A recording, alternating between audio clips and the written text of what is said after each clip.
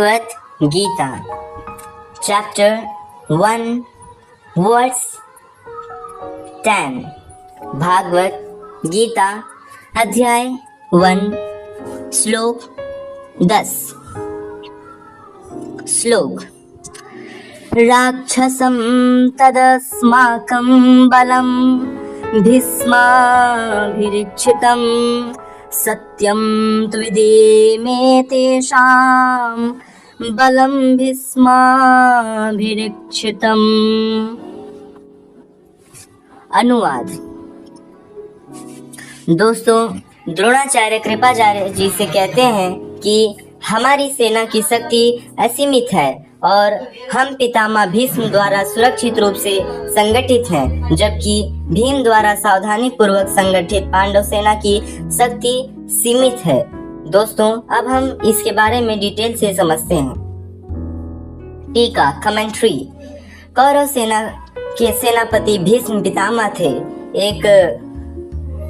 एक असाधारण योद्धा होने के अलावा उन्हें एक असाधारण वरदान भी प्राप्त था। वे अपनी मृत्यु का समय चुन सकते थे। इसका मतलब था कि वे व्यवहारिक रूप से अजेय थे।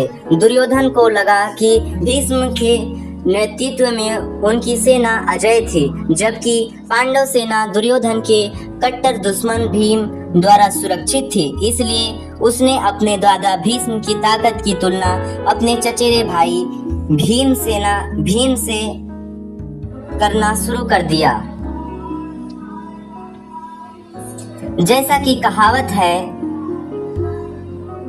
विनाश काले विपरीत बुद्धि, जिसका अर्थ है कि जब अंत निकट आता है तो अहंकारी लोग अपनी स्थिति का मूल्यांकन करने में विनम्र होने के बजाय घमंड में लिप्त हो जाते हैं।